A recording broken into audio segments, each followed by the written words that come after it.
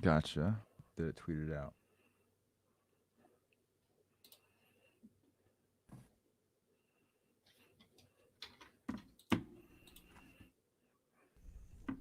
Where you at again, Stompy? Where do you St. live? Louis. How's everything going up there? Oh, pretty good.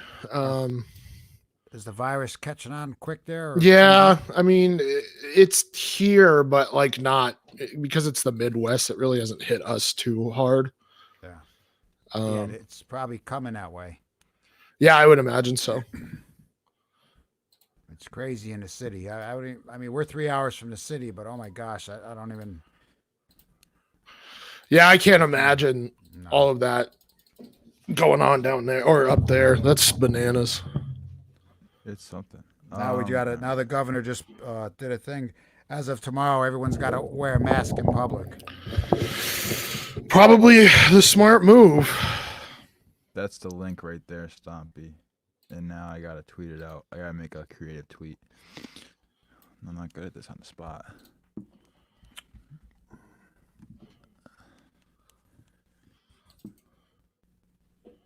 Edit copy.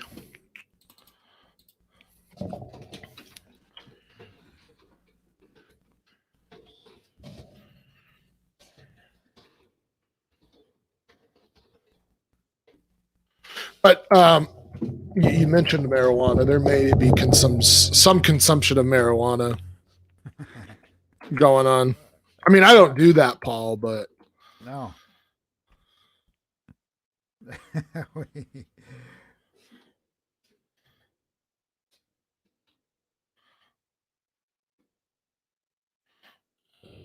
I didn't say you did.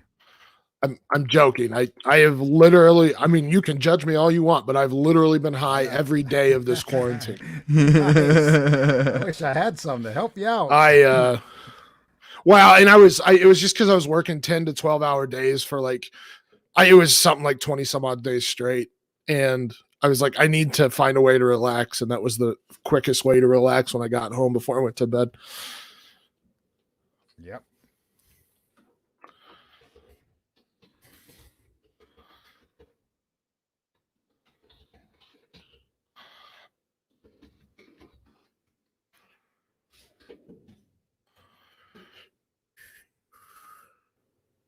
All right, here we go. Finally tweeting this out.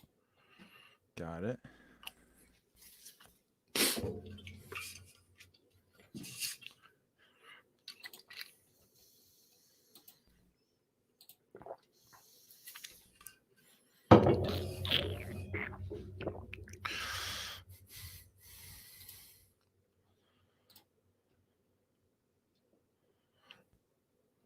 Yeah, we're live right now on YouTube, right there.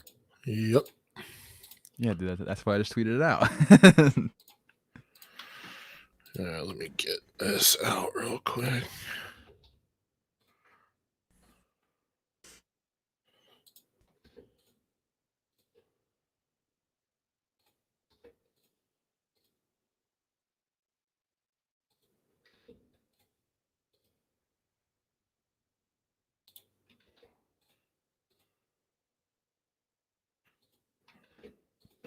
All right. You gotta put I think me back in one of those share groups, but like put the father son FF Twitter account in and not my own. Yeah, that's fine. Yeah. I mean, I could probably get you in a couple more, but I mean, you have to retweet or people will start bitching. Yeah, no, I don't mind retweeting under the father son account, just my own. Like, I don't want to just like flood it like that because I don't make a lot of tweets as it is. Yeah. So. Fair enough. I don't want my account to be like all retweets and like barely any tweets. But the FF Twitter, the podcast Twitter, I don't really care about. I'll just, whatever gets to get the comb. Look at this hair. Look at the hair. We're live You're right doing now. that on YouTube, right? Oh yeah, they first got episode it. on dude. YouTube, FF and you're combing your damn Pompadour. hair. Yeah, I had it down there from last night. We say goodbye.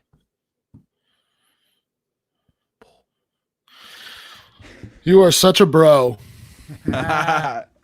Yeah, look what he's putting on now, Stompy. Look what he's putting on now. I don't understand that. Yeah, what is the neck pillow? How is that style for you? It's not necessarily style. It's about comfort, Stompy. How's that comfort? What do you mean? How is it comfort? You're not leaning against. Yeah, something. what do you? I mean, what are you doing? Yo, Brian Urlacher wore a neck pad for every game of his career. Brian Erlacher. Really? You're gonna compare yourself to Brian Urlacher? That's what he's doing, I think. And the shades. It's light. There's no sun out right now. That dude's an absolute monster, and you're gonna compare yourself to him. I would like to consider myself an absolute monster. He is of a higher degree. A much higher degree. You're like Gumby shaped, not This is Urlacher shaped. This is why I drink Stompy. Yeah, there you go. All right, let's get this thing on the road.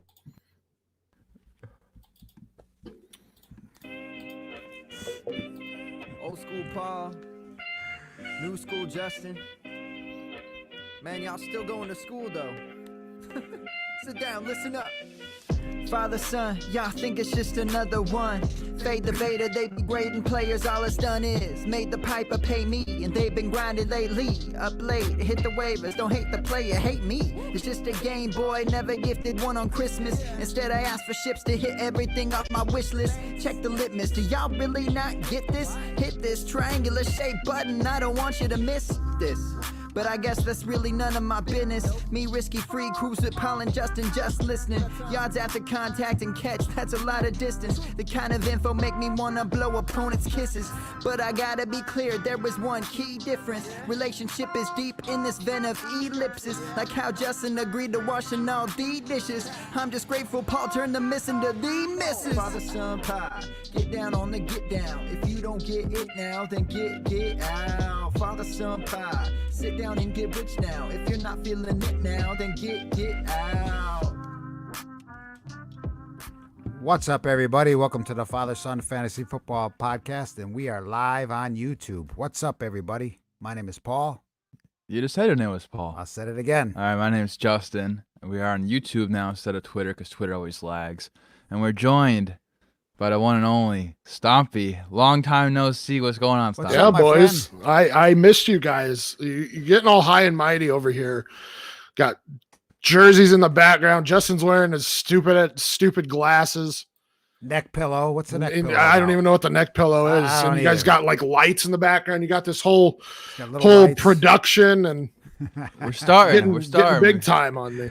Yeah, we're not getting big time yet. Hopefully soon come. We are a redraft podcast primarily, but of course, I was like, you know what? We can't just do redraft only. I've been getting my feet wet in a lot of dynasty leagues, so gotta bring some dynasty content to people during this off season. We got an exciting rookie class coming in as well. NFL draft next week. May not have sports right now, but we got something to look forward to.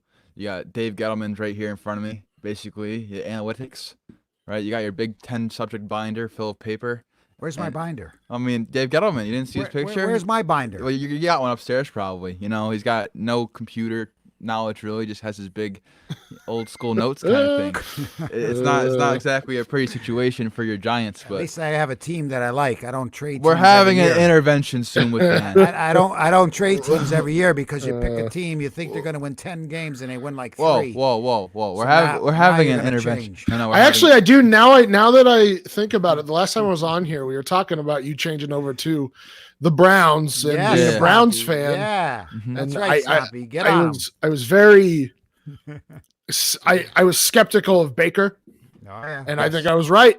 And Oh, well, you want to talk about right and wrong We were last year, right. Stompy. We had a big argument, which was a good argument, I think. It was a great argument for the podcast about Devonta Freeman last year.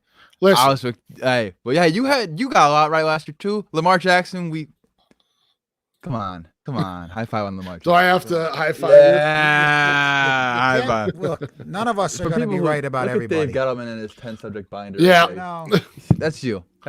You see that? I'll knock that phone right out of your hand. Put it down. Well, I'm excited for the draft. Excited to see how it's going to work out over virtually. But, hey, I don't know. Last Hey, year, it'll be something though. It'll be something different. it will be. Definitely Times something are different. Definitely changing. Definitely are. So, time's changing. You mentioned that. Perfect segue Times are into our changing. first You player. used to just have nice looking hair. Now you got hair, dark sunglasses inside, and a pillow buffer or whatever you got it A around your neck neck. pillow around my neck. But Yeah, your intro song should be who sings I wear my sunglasses at night? it's I don't know Corey who Hart. Corey Hart. I wear my sunglasses at night so I can. That's all I know of that That's song. all I know. Hey, you sound like the songbird of your generation right there. I'm not gonna lie. I liked it. But you mentioned times are changing. Before last season, there was a guy who people said, "Oh, this guy doesn't catch passes at all. He can't catch the ball." Mr. Leonard Fournette, Uncle Lenny. What are you doing with Leonard Fournette in Dynasty? Well, not what are you doing. I guess more what's the outlook for this guy. So he's currently going running back 13 according to DLF, or in safe leagues, which is a lot of the startups I'm doing now, run by Scott Fish and Ronnie McDowell. He's going as running back 16, which is a pretty good value.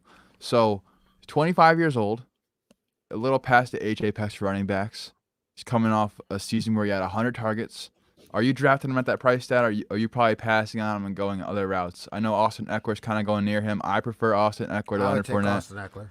I'm not Stompy. afraid. I'm not afraid to take Fournette though. You're not okay. What do you got to say about Leonard Fournette? If you're looking to sell him, not that I'm saying sell him. If you're looking to sell him, now's the time to do it before the season starts. But why? Well, he was a number 4 pick in 2017. Now he's entering his 4th season, right? He should have another great fantasy year in 2020, but he could be on a different team in 2021, right? If the Jags don't extend his 5th-year option. So who knows where he's going to be next year or the year after that. So, like I said, if you're looking to sell him, do it now before the season starts, right? The Jags should continue to remain a team built around the run game. I believe the value comes from usage, whether you believe his targets decline or regression for the team's rushing attempts.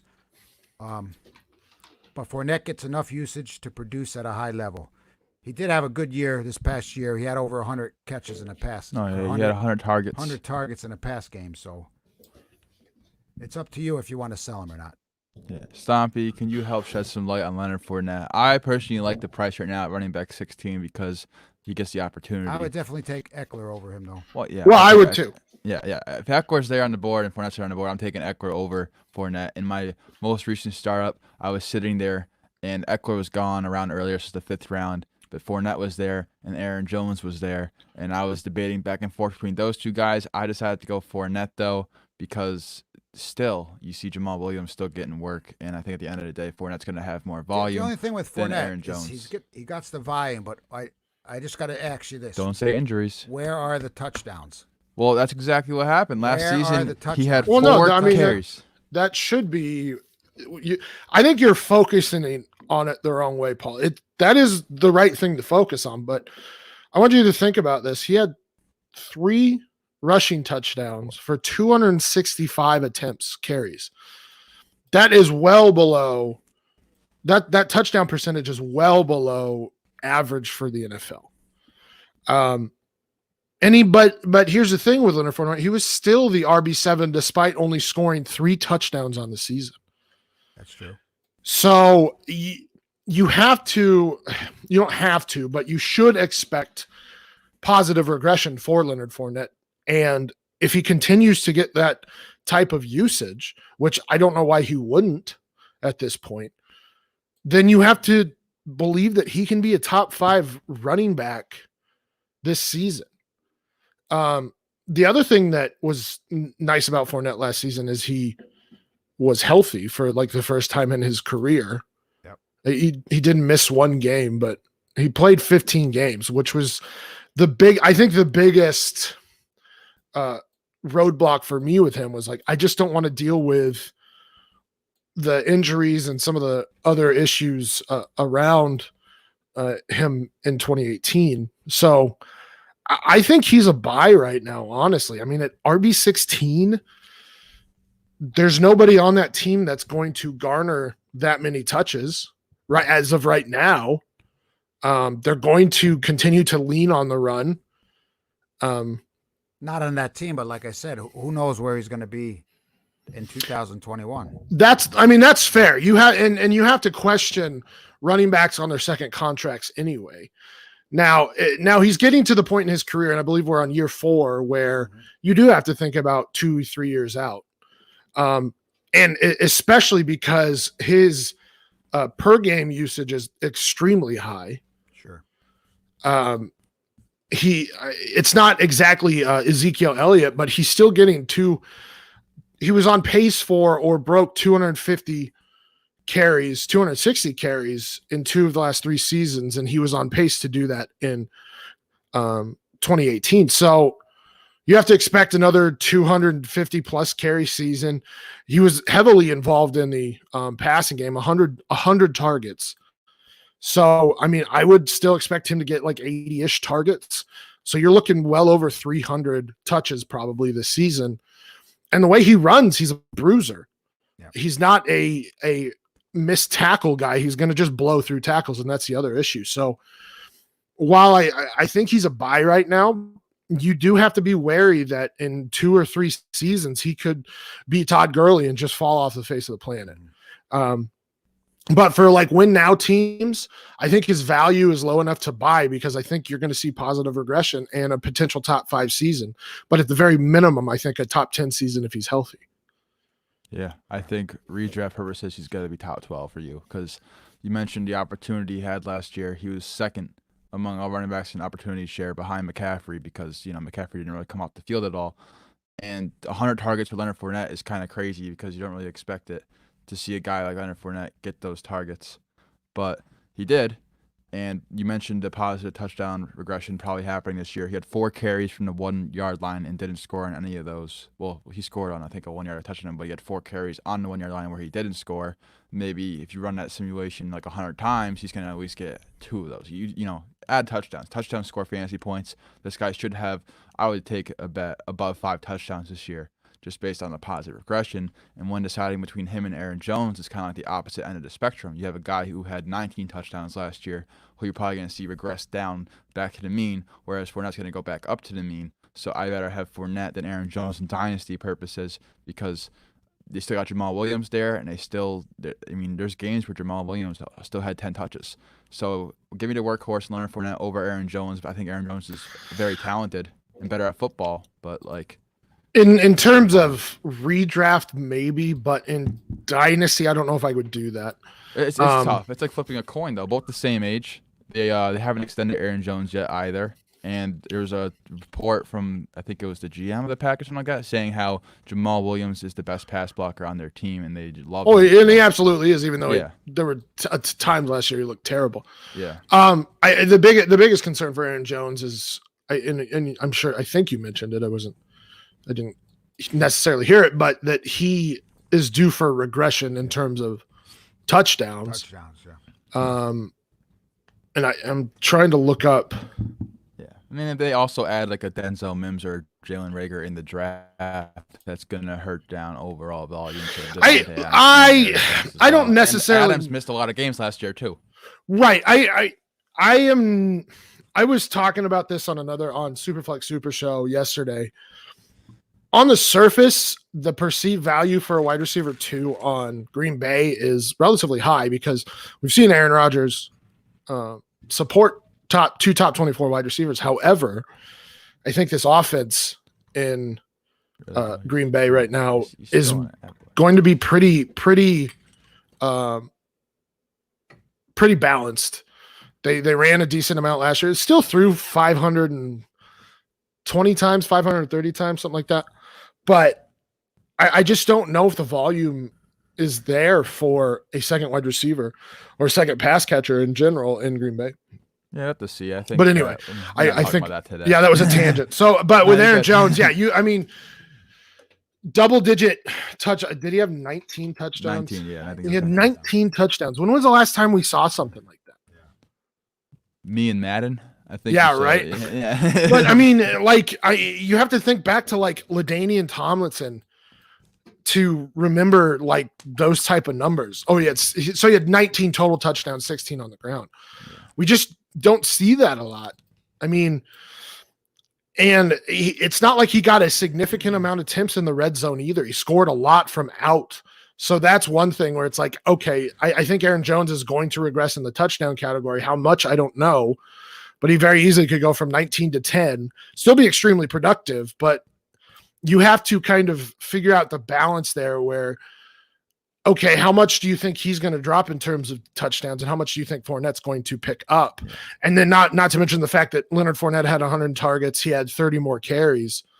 So I mean, I get why the argument that you would want Fournette over Aaron Jones, especially because, like you said, Jamal Williams is there and will be taking a significant amount of touches. I mean, even if it's like 30, and it's probably closer to 40% of the touches. So We'll see. I think both are fine options, but that's like splitting hairs between those two guys. It's like close. I'd be picking Eckler anyway. So Yeah, exactly. If Eckler was there, I'm taking Eckler over both those guys as well. Yeah. Moving on to Kenny Galladay. No segue there for Kenny Galladay. It's just Kenny G. I love Kenny G. Matthew Stafford, before he got out, Kenny G was on an insane pace. Still was number 1 in deep targets last year.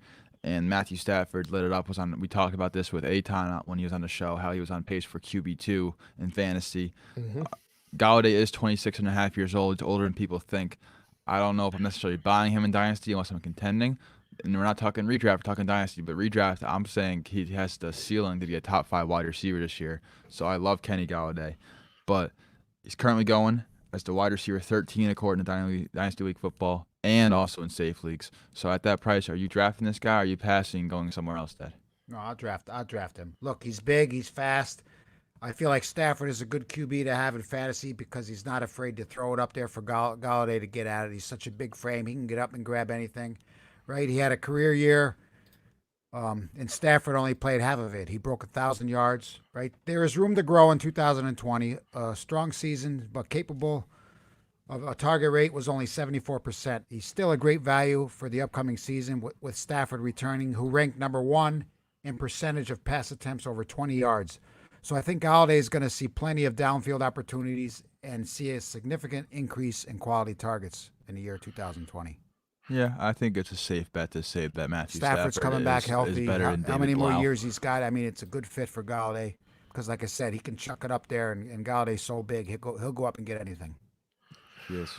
Well, and the nice thing about Galladay is he still produced with David Blau. Oh, yeah. And who's the other guy? Driscoll. Yeah, Jeff Driscoll. But he still produced. I mean, there were 2 games basically without Stafford where Galladay had under double-digit fantasy points, and there were 3 games where, and nearly 4 where he had over 15. So he still produced.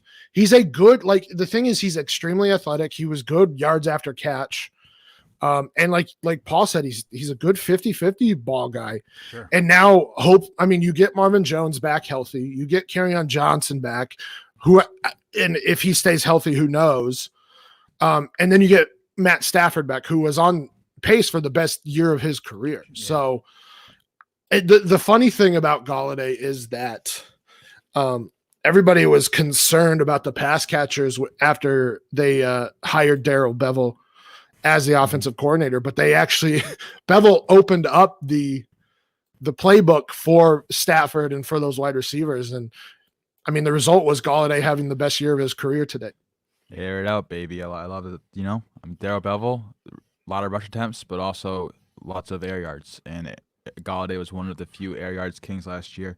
4th in yards per reception, 6th in yards per target, 7th in target premium, which is a metric that weighs out how he performed on his targets compared to other teammates. Your boy Marvin Jones, I think he's a solid option as well. But Kenny Galladay is an alpha, and if you're wait to the party, wait to the party. But in redraft, I love him this year. Dynasty, I'm okay with you trying to buy him, but it's probably going to be hard to get him off someone else's hands. Yeah. And I'm saying not really buyer beware, but he is getting up there in age, but not to the point where I'd be scared of buying him. I'd probably buy a fair price for him. I would say he's probably not even in his prime at this point. No, he gets to 26 and a half. That's probably age apex is 26 and a half to 27, so you're probably getting him at the apex. So, but I mean, you still have probably a good 4 years. 3 to 4, yeah. So and in terms of dynasty, this should be just a rule in general, but in dynasty, just you don't worry about anything past 2 or 3 years out. Yeah, no, I agree with that. So because you should be turning your roster over significantly. Or should be looking to better that roster, change it most of the time anyway. So yeah. And now I'm looking to change some rosters in my leagues, and a buy target of mine is my birthday brother, Robert Woods. I love Bobby Forrest. Bobby love Robert Forrest Woods. I love just Robert turned, Woods. I think it was 28 years old on Friday, last Friday, and I turned 22 on Friday. So me and Bobby Forrest, we have something in common. So I love this guy, not only just because of that, but because we've always said on this podcast we think he's the number one wide receiver on the Rams. Brandon Cooks gets shipped off to the Brandon Texans. Cooks really didn't do anything last year anyway. Well, it still took away targets. He got hurt a lot. Did, but it didn't. I mean, But you think that? So with Cooks off the field, Woods' average at the target went up from 7.2 to 9.7. His red zone target share went from 11.9% to 23.1%, and that's courteous of Debro, who's coming on the show. I think next week or the week after he's coming on soon, but nice little stat find there. So for Cooks not doing much, he did that much to help out Robert Woods when he was off the field. But I think he's the easiest buy candidate in fantasy football right now. He's still going at wide receiver 31. It's probably creeping up towards wide receiver 25 now because of this news. And I'm guessing more people are catching on. Like, okay, Cooks is gone. Let me draft Bobby Forrest a little higher. So you gotta be buying Robert Woods. I'm buying Robert Woods all day long. Oh, all day long. They finally dropped Brandon Cooks in his huge contract. Right, he had a huge contract. They got rid of that. I think people undervalue Woods. Maybe not. I mean, he's definitely going to be the number one there. He was targeted at least 9 times in 10 or 15 games last season. He grabbed 90 balls for 1,130 yards. He only had 2 touchdowns. They even used him in the run game to keep him involved. They did a lot of end of rounds where he'd take the ball and go run down the field. I think he's going to bring in more touchdowns in 2020. The Rams ran more 2 tight end sets than any other team, which is, I think, why they involved Woods in the run game a little bit, just to keep him active. And he's definitely Goff's security blanket. So I like him moving forward. He's the number one wide receiver there. I'm buying him all day long. Back-to-back seasons with 130-plus targets.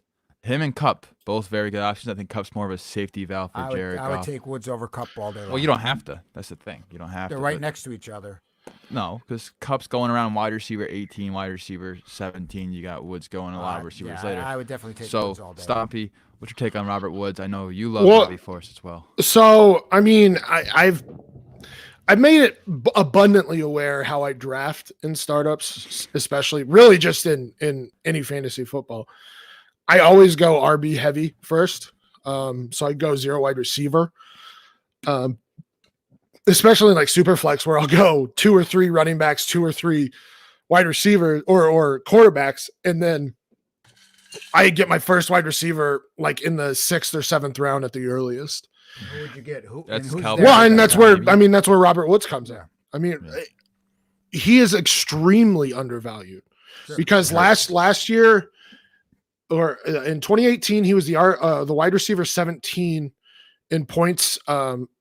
Or wide receiver 17, I believe. And this in 2019, he was the wide receiver 14. I'm trying to look up what. Oh no, he was the wide receiver 10 in 2018. Wide receiver 14 last year. I mean, what else does a guy need to do? He is the top wide receiver on that team, and he's going to continue to be the top wide receiver on the team now that Cooks is gone.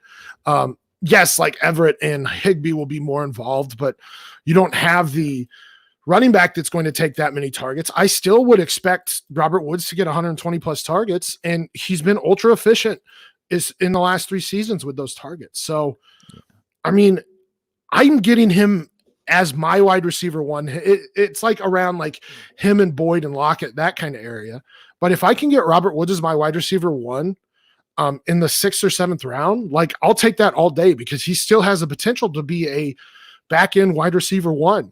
And if I can get him and Lockett or him and Cooks now, because Cooks is the wide receiver 1 for Houston, which I have a ton of, which is hilarious because it's, I had a suspicion that Cooks would be traded because of all the rumors, but it was more about value at that point.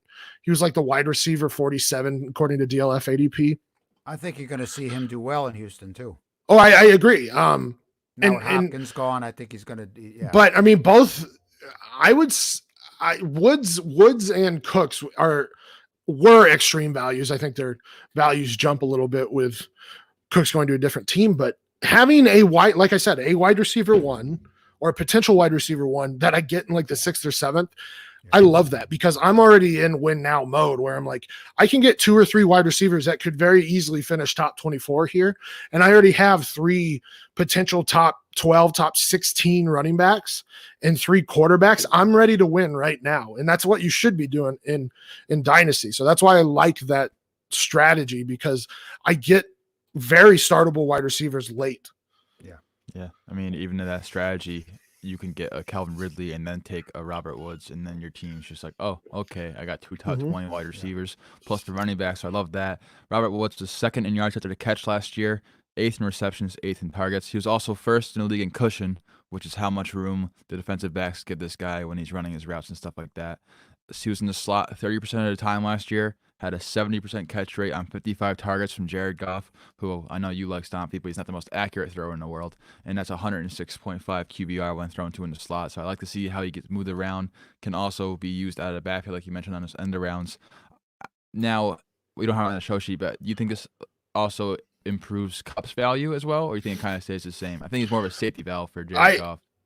I agree. I don't think you're going to move him around very much. I mean, he's perfect in the slot there. You mentioned Woods' depth of target is higher without Cooks, and I expect that to be the same, especially if they're going to run a lot of 12 personnel with the 2 tight ends. I would expect Cooks to have a lot more deep attempts, which I think makes him more valuable. Sure. In terms of Cup, I don't see how Cup's position really changes. More targets, possibly. I mean, maybe, but he's still got to. I think now maybe Woods was the top target, but he's still got a significant amount of targets. Yeah. So I just, and it might be that he turns into a more safety valve because Gurley's gone. There's not really much of a pass catcher unless you believe in like Darrell Henderson. I think Woods gets the biggest benefit here because of his depth of target. I think Woods definitely gets the biggest benefit. I want to share I'm going to roster bait on the show right now. I want to share one of my rosters, my startup rosters. So I have Nick Chubb, Alvin Kamara, Aaron Jones, Marlon Mack as my top 4 running backs. I obviously took Kamara, Jones, Chubb first in my first 3 picks. My QBs are Jared Goff, Drew Lock, Matt Stafford, and then I have Tom Brady, Ryan Fitzpatrick as well. Jeez. And then my wide receivers, though, this is where it gets astounding. I have Adam Thielen, Robert Woods, AJ Green, Brandon Cooks. Wow. Like you have three potential wide receiver ones right there. And then and I'm including AJ Green in that. And then I think Brandon Cooks can very easily be a top 24 wide receiver in Houston now. Yeah. And so now you see why that works, because you're just there's three running backs first. Yeah, I went 3 running backs, three QBs. So I went 3 running backs, 3 QBs, and then I took, I believe, Thielen first and then Woods. But that's I took Woods in the 8th round. Yeah. I mean, that's the value you're getting. And there's so many later round values for wide receivers that I just don't think it's worth getting a DeAndre Hopkins that early, because I don't think that I think he's due for a regression in Arizona. Yeah, we're talking about startup strategy. I agree with the robust RB thing. The only wide receivers I'm going to possibly take in the first 3 or 4 rounds is if a DJ Moore falls to a round 3 or if an AJ Brown falls to a late 4th. Other than that, I'm hitting running back pretty hard. And I know you like going. I like Stompy's strategy. Yeah, right I know he likes the the QB. Because I'm more of a one good quarterback. Let me get a little bit better wide receivers and then get 2 more quarterbacks. But I mean, I don't need the one elite quarterback, because Matt Stafford's going in the mid-teens in terms of quarterbacks. And we just talked about him being the QB2, on pace to be the QB2 last season. Jared Goff has basically produced 3 QB1 seasons in a row. Yeah. And then I Drew Lock is my 2nd year quarterback tout this year. So everybody listening, go get Drew Lock. But I mean, he's my 3rd. I have 2 reliable starters, and then I have Drew Lock, who I think is going to break out. But I also have Tom Brady, who's going to have 2 decent seasons. So, I mean, Oh, more than 2. He's playing for another 10 years, Stompy. We know this. well, he might be just like taking young people blood and putting, like the rich people do.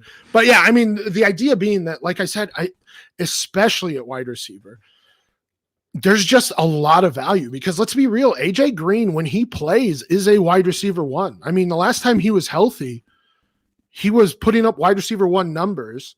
Now he was injured. He only played 10 games that season, but Adam Thielen is the wide receiver 1 without a Stephon Diggs. Robert Woods is the wide receiver 1 without Brandon Cooks now. Like there's just a ton of value at wide receiver these days because people, for some reason, move on from wide receivers too early where with running backs, it's understandable where you're like, okay, they're in year 4, year 5. I need to get out from under them before they start to hit that cliff. With wide receivers, it's like they can be 31, 32, and that's when they start to hit the cliff. So they have like a good 4 or 5 more years. Sure. So to get rid of like Adam Thielen, who's 29, 30 and has probably a good couple years, to get rid of Robert Woods, it seems kind of crazy to me. Yeah, wide receivers retain their value longer than running backs, so that strategy definitely works in Dynasty, and it's one of my preferred ones too. We just differ on the 3 quarterbacks back-to-back thing, but I love Stafford at that value, and I don't mind doing that, like either or. Like doesn't I love having 3 good quarterbacks as well. I think you're taking yours back-to-back, whereas I take one, wait a little bit, and then go back-to-back kind of thing. But either or, Stompy and I are very similar. We win fantasy leagues. It just happens to be like that. And then you got some great what? I won our league this year. You lost. Yeah. Well, what am I gonna say? I lost. so you mentioned value. There's a lot of value. I had the best team. I lost in the first round. Unbelievable. There's a lot of value wide receivers. It was gonna get to me because I won eight games in a row, and it caught up to me in the first round of the playoffs. Yeah. Unfortunately, happens. But rookie wide receivers this year, there's a ton of great value in this draft. It's a deep class. We talked about running backs last night with Russell Clay. Go check that out on iTunes. Subscribe. If you guys are new on YouTube, you guys made it here. But outside of Jerry, Judy, and CeeDee Lamb, I prefer Lamb to Judy. There's kind of a gap between who's next. I think there's 3 guys that are kind of a comparison for number 3. But who is your favorite rookie wide receiver among Jalen Reagor, Justin Jefferson, and Denzel Mims? Don't give me your explanation. Just say the name. You first. Jefferson for me. What about you, Stompy? I agree with Jefferson. Well, I agree with Jefferson too, so this wow. is awkward. But I do love Jalen Reagor, so I'll make my Jalen Reagor little piece. He's overrated, I think. All right, well, we guys, yeah, okay. Now everyone's saying he's overrated, but it's splitting hairs between these 3 guys as of right now. I think they're all going in the same spot. I think Jefferson's probably gonna go first out of all of them, so I'll give the Jefferson with the landing spot. But I love Reagor. He's very dynamic. 99th percentile burst score. Didn't really test that well at the 4-yard dash at the combine. He had his little pro day thing where he ran a 4.22, 4.28. I don't believe that. I mean, he did cut down his weight from the combine from 206 to 197 when he ran that. But even with the stopwatches, I think you're looking. Let's give him a 4.36. I think people were expecting to run in the 4.3s. He put on more weight, got a 4.47, but the timer didn't start until like 1.03, so it's like a 4.42. You cut down 8 pounds. I could see him running the 4.3s. All right, maybe low 4.3s, but mid 4.3s. We'll play devil's advocate, say mid 4.3s. So he's very fast, very dynamic.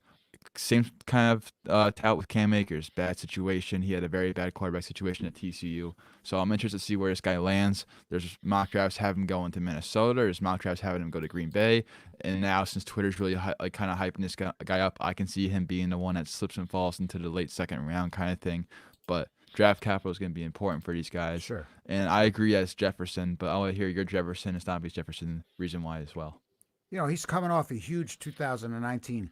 And people can say, is it just a product of the great LSU offense? I don't think so.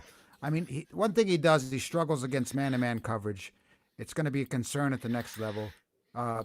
He's not a guy who will elevate a passing game on his own, but he's capable of posting numbers if he's in the right spot.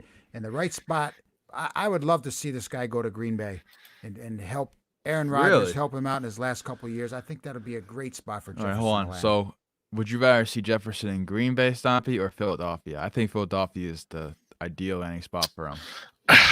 They're both good spots, though. I'm not going to plug either or. I'll be like, okay. Well, so for me, it's what about the – so I view Jefferson as – he played a lot of the slot this last year with LSU. Mhm. He's a lot like Keenan Allen and Robert Woods, that he can play all over the field. But I think he's significantly better in the slot, though. I think he No, plays I all- agree. I agree. yeah. And they don't have a slot wide receiver in either place. The issue with Philly for me is you have the two tight ends. And I think that takes away from the middle of the field for the slot wide receiver. So if anything, I think it'd be Green Bay. But my concern, I've already voiced my concerns that they're not going to throw nearly as much. Baltimore would be a good spot too. They have two very young guys. So I have to say Green Bay. Yeah, I would Is probably the better landing spot. But I think if Philadelphia's probably going to take him before that Green Bay gets to him, I think that's like the most popular landing spot. Philadelphia is probably going to go Jefferson or Ayuk, I think, first round. Or Ayuk. Is it Ayuk? I don't know. It's Brandon Ayuk. Ayuk. Okay. Yeah, I mean, hey, let's see. But like you said, a fantastic season last year. I think he also had like a 96% catch rate as well. Granted, Joe Burrow and the great offense kind of helped it, but and also the 4.44 at the combine blew me away. People were expecting like a 4.58 to a 4.6, and this guy comes out and runs a 4.44. And with a name that's as cool as Justin, I had to root for this guy. Like he's my number. Yeah. Good God. It's got nothing to do with the name, kid. Whatever the case may be, I think he's gonna have the best draft capital too. Denzel Mims also a great wide receiver. He stood out at the combine, testing above 95th percentile for every single metric, and once again, Baylor didn't have a great QB situation as well. So draft capital for him is gonna be interesting. Best comparable player, player profiler is Chris Godwin. That gets me excited. I love Chris. Well, he's Godwin. big and athletic. He's got a good fantasy ceiling, I think, just because of his Sophomore size. year breakout as well, and he looked the best at the Senior Bowl according to people that were there as well. But all three of these guys are going to be good, I think, in the NFL. I think Rager, he's got the most, I guess, controversial standpoint. But anything else to say about Rager, Stompy? I mean, no, he's a great player. I mean, he reminds me a decent amount of DJ Moore in that he's more of a yak guy. I don't know how much of a route runner he is, or in terms of his speed. I mean, he's not 4.2 too fast. Let's be No, I said 4.3, but no, I know. On the tape, you also see him pulling away from everyone else that's near him, and he also being a shorter kind of receiver, he's able to high point the ball very well for his size. Because you saw that burst score, 99th percentile. This guy can fly. Like, he basically works for SpaceX. I Right. think they're gonna have him go to the moon or something like that. This guy can jump, dude. Holy crap! Him and But yeah, I Donald's mean, people's friends. like he's a great weapon if used correctly. I like the route running of Mims and the Jefferson. separation of Mims and Jefferson, and Yeah. I just think they're better. They're more NFL ready, I guess. NFL ready. Yeah. Yeah. I mean, you can see, like, especially in the slot, and I think that's where it's what we've been seeing a lot from these guys who've been breaking out in their rookie season is guys that go into the slot. We saw Cooper Kupp do it 2 years ago. We saw Calvin Ridley do it 2 years ago. Well, no, I guess Kupp was 3 years ago. Ridley was 2 years ago. We just haven't seen a lot of rookie wide receivers break out, but over the past 2 or 3 seasons we have. And I think it has a lot to do with the slot. So, I mean, that's why I think Jefferson could step into a monster role right away if he lands with a wide receiver needy team, obviously. I mean, if he lands in Green Bay, I like him a lot. If he lands in Philly, I like him a lot. He's a great route runner. He's a good separator. He's elusive. He's got great football IQ. I think he's ready. I would not name. Yes, he does. No, he doesn't. I'm just going to call him JJ just so I don't have to call him Justin. But yeah, I mean, I would not be surprised if he was the rookie wide receiver one in year one. Yeah, I think this whole entire COVID thing going on is also going to impact training camp and Yep. the rookie reps. So it's going to be tough for these rookies to get going right away. You're going to probably see it later than you usually see it. So, but Jefferson, I don't know. It depends on landing spot. I'm excited to see where these guys go in the draft. I think you're going to have Jefferson and Mims probably go first round. I think Rager you may see in the first round, but second, there's so many good wide receivers in this class. Just so many good wide receivers in the NFL still. DeAndre Hopkins is among the top of the best wide receivers. So I'm wondering, is he a sell right now in Dynasty? I say he's my favorite sell high candidate in all of dynasty football right now. Stompy mentioned how people try to get out of wide receivers too early, but I want to hear what you had to say about DeAndre Hopkins, and are you selling DeAndre Hopkins? That's a good question. First of all, the trade. Let's talk about that. Okay. Bill O'Brien Oh, well, yeah, we know he's an idiot. has He no idea reminds what the hell me he's of doing. you Why in would trading, you get rid of Hopkins but you're not that dumb. for David Johnson? Why? Makes no sense whatsoever. I think it might have to do with future cap stuff. David Johnson, I believe, can come off the books after this year with minimal cap, or not. I mean, and minimize the dead cap. And DeAndre Hopkins was due for a near $20 million contract. So, I mean, he's coming off of 2 seasons where he played 31 games, 219 receptions, over 3,000 yards, and 18 touchdowns. Right? Fitzgerald's not getting any younger. It's going to help Kirk rise into the top 25 wide receiver. I think he's still going to be a top 5 wide receiver. No matter what, you're going to feed the beast, and he's the beast. Right? The real winner of this trade is Kyle Murray. Kyle Murray's set up for success in 2020 Murray, my guy, and beyond. He's set up. I mean, Hopkins could give Fitz a Super Bowl send-off. This team is going to be good. I mean, I don't know if you sell him. I think if you want to sell him now, you sell him now high, but I think he's still going to produce. I mean, like I said, the guy who wins is Murray. Murray's going to win on that trade. well, this is not about that defense isn't good enough to win a Super Bowl. Yeah. No, they're bad. Trust me, they're bad, Paul. They're bad. All right, so Stompy, are you selling DeAndre Hopkins? What do you? I would. I Yes. think the pairing with Kyler Murray has jumped their value too much.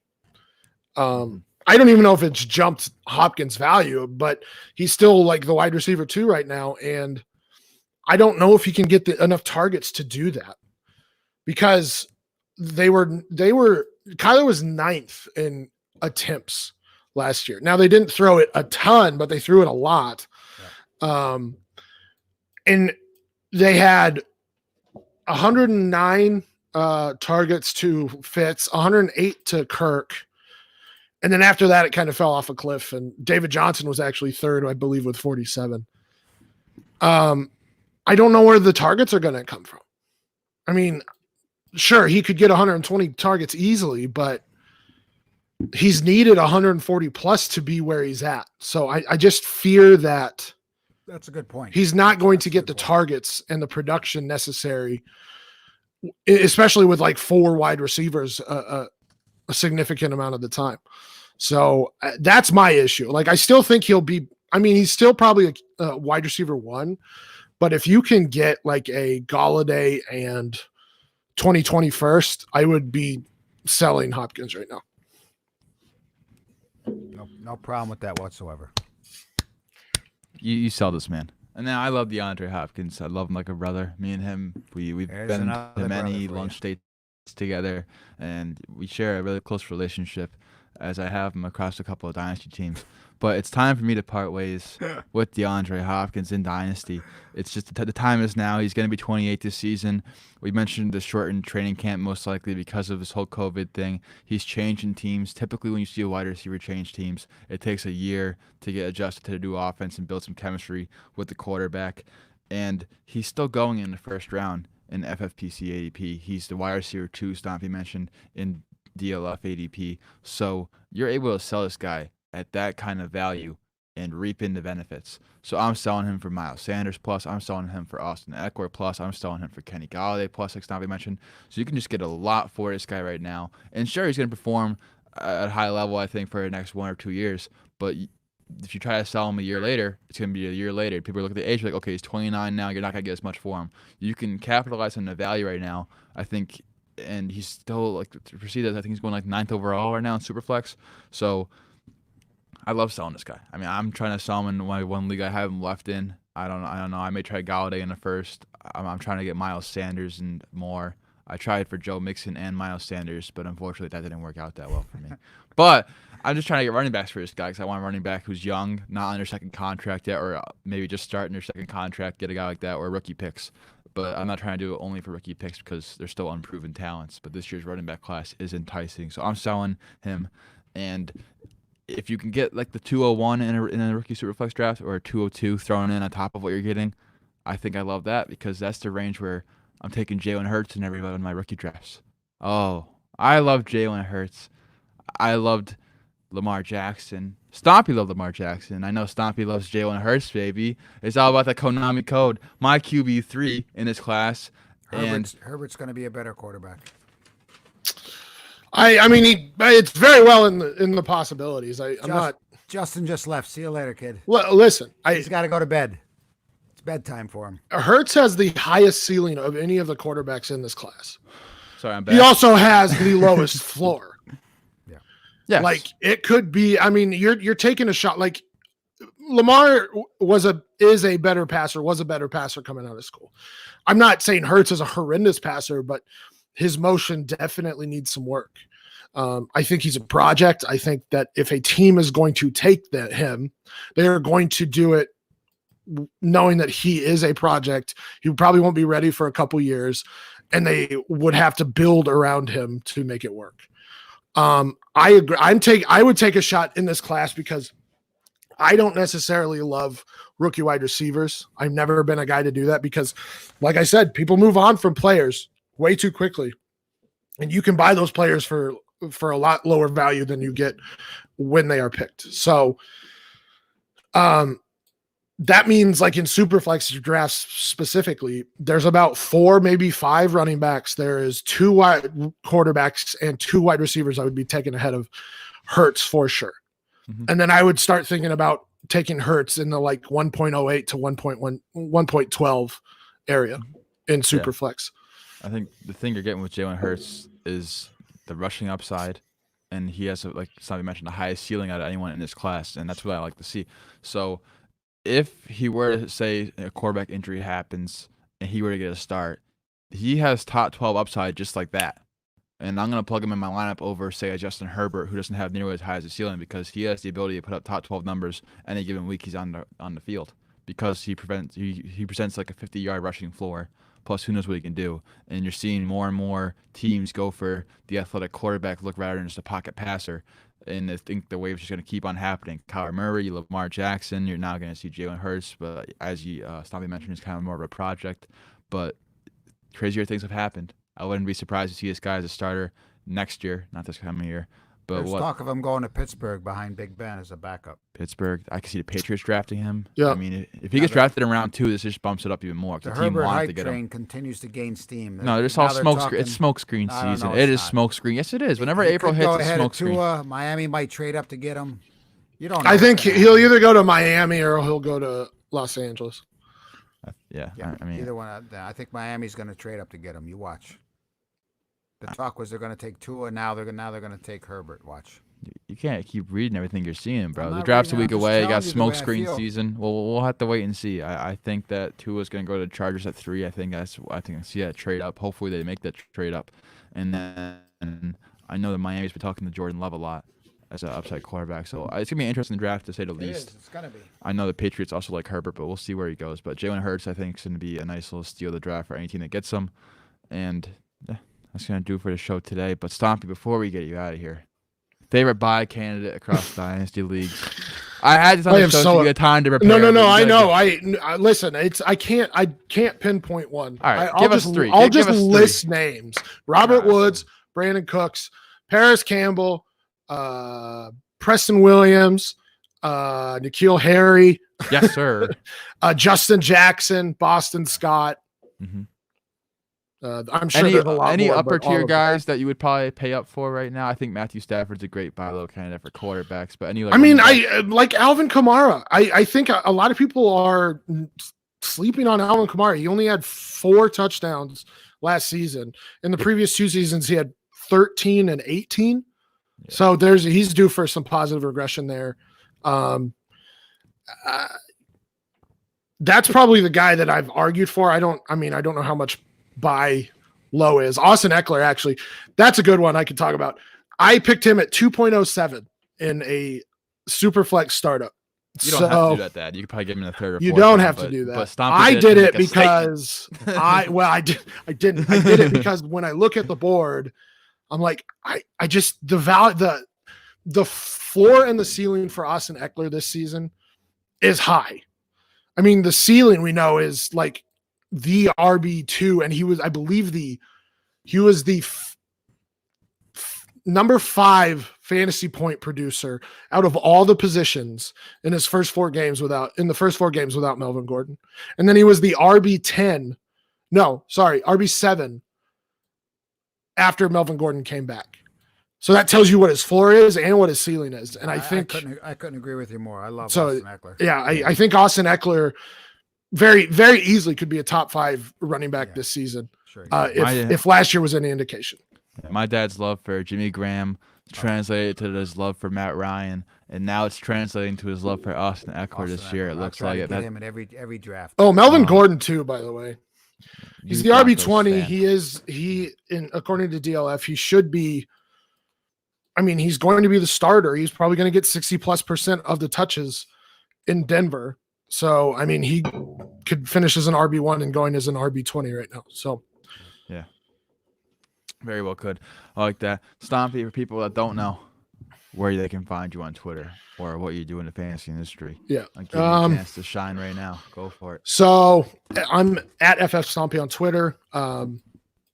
Started a website last year, I believe, trying to add another, I guess, company or consulting firm that you could pick from. So we help with both fantasy football and fantasy baseball.